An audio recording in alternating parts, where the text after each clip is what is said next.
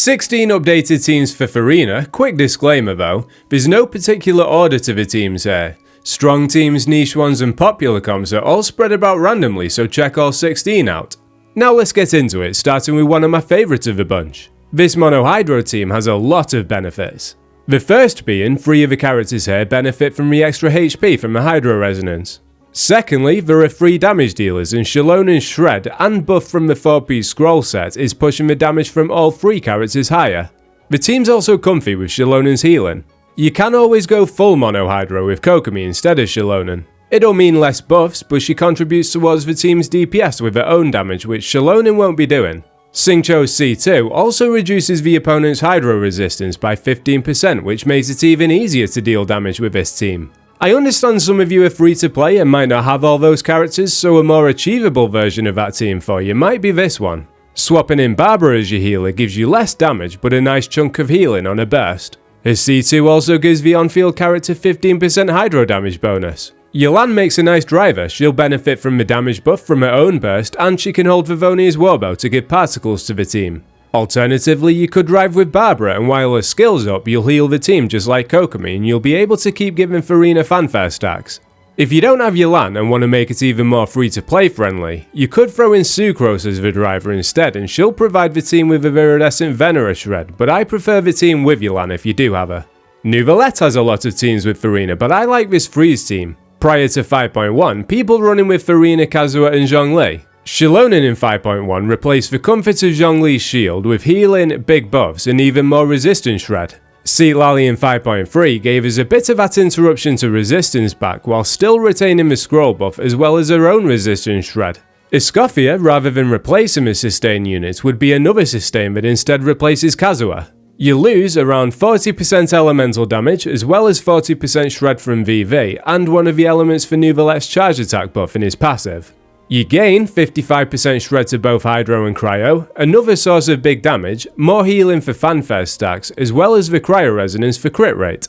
Sticking with Fontaine, we have Wraithsley. He's designed for melt teams, but the supports here are so strong that Freeze is competitive with it and will be until we get some more melt options. Rumours are maybe Jorin could be helpful there, but with nothing being concrete right now, we'll just stick to what's already in the game. 2 advantages to this team over melt teams is that there are 3 damage dealers instead of just 1 or 2. I like him in Freeze, maybe more restrictive in terms of teammates, Escoffia is very much a necessity, but is less restrictive in that you don't have to worry about elemental application. He is still bound by the unwavering shackles of being French though.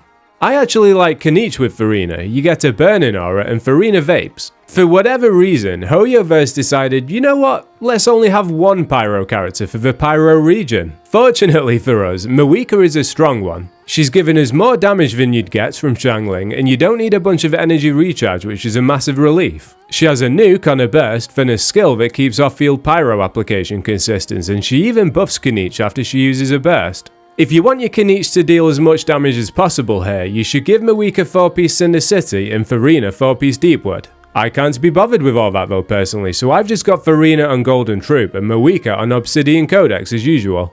I like experimenting with teams, and that includes this Kanich Bloom team. Kanich, Furina and Yelan are all dealing okay damage, although it won't be coming near to the better teams in the game. The Bloom Seeds aren't going to deal a lot because there's no Bloom supports, they're just here to bridge a bit of a gap from not running Kanich with Pyro. Furina gives her buff to everyone, Yelan gives her buff to Kanich. Shalonen isn't doing much for Kanich, but she does a lot for Yelan and Furina.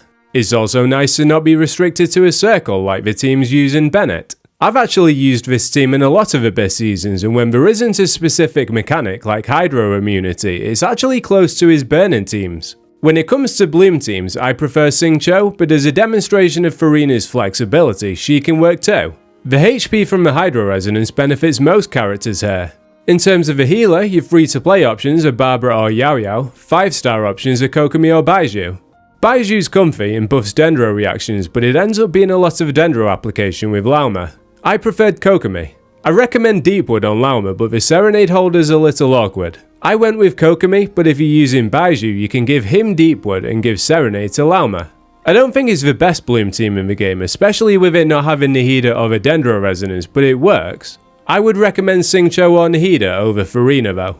Furina's introduction back in 4.2 was an indirect buff to Noelle. Noelle heals the team for more Furina stacks, can hold Favoni's greatsword to funnel energy into the team. She also deals a little bit of damage herself, and depending on what team you use her in, she can even do more than that. If you were to run it in a mono Hydro team with Furina, Yelan and Xingqiu, you can give her 4-piece Archaic Petra to give the team a 35% Hydro damage bonus.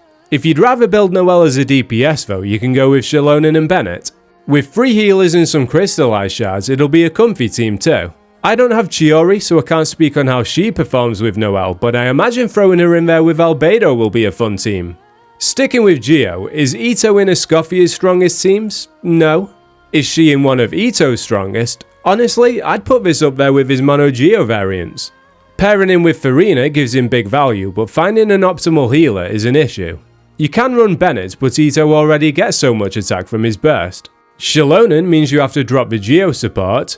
Escoffier is a nice option for extra damage and a little bit of Hydro Shred for Furina, although she'll only shred 10% rather than the full 55% from her passive.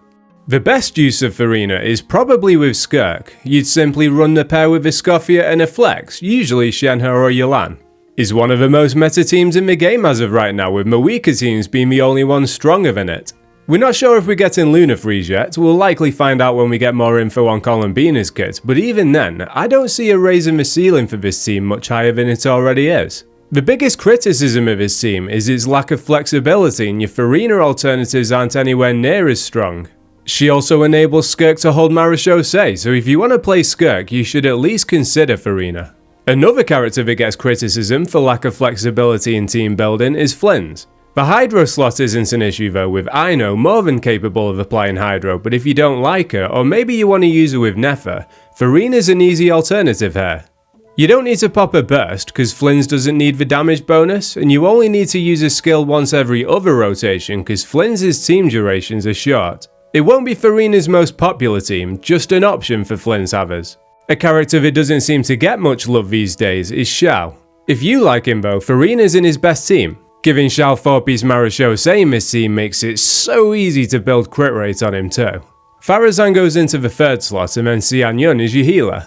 Having 3 Animo characters is useful because Pharazan can struggle getting a burst. I recommend giving Pharazan Noblesse for an attack boost to Xiao, and I'd give Xian Yun Viridescent Venera to help Furina. It's worth noting Xiao's fell out of the meta because his numbers just aren't high enough in comparison to newer DPSs. It is nice that he has 3 decent supports though, because there was a time when he didn't have any. Even though Xiao is intended to be a plunge character, you can use Xian Yun to turn units that aren't meant to be one into a DPS.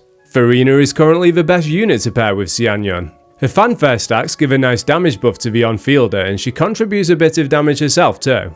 In the flex slot, you can go with Bennett's for attack scalers, Xilonen in cases where the on-fielder is Pyro, Hydro, Cryo or Electro, or you could just use another off-field damage dealer like Yelan. I'm not going to go through all the potential on-fielders, but you can pretty much just use whoever you like, although Claymore users often have the better multipliers. There are exceptions to that rule though, like Veressa. She wasn't the most popular character to be honest, and people generally prefer her in overloaded teams with Mawika, but if your Mawika's preoccupied, which let's face it, she usually is, having a strong alternative is a good idea. Iansan is given an attack buff to Veressa, and she's also given the 4-piece scroll buff to the team. Iansan needs another element to react with for the scroll buff though, so Furina being a low maintenance character with a drop and swap skill is perfect. Sticking with Nalan, we have Chaska. She's another that likes to be paired with Mawika, but with Mawika being so in demand, like with Veressa, it's nice to have alternatives, and Furina gives us just that.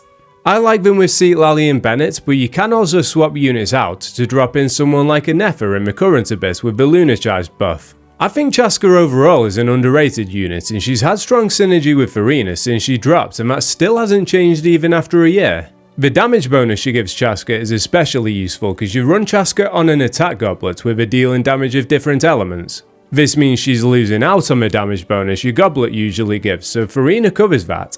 Nalu got a buff in Nodcry with Lauma's release, bringing Bloom back into the meta. Pairing Nalu with Furina instead opens up the option to use her as a DPS, which a lot of people forget she even has the ability to do so with the Bloom support role being so strong. Furina gives the team another source of damage though, HP from the Hydro Resonance which they both benefit from, The ability to give an elite 4-piece Marishou Sei, as well as the fanfare buff. In the other 2 slots you can go Kazuha and Shallonen for Mono Hydro, Seatlally and Escoffia for Freeze, or Kazuha and Anefa for Luna Charged.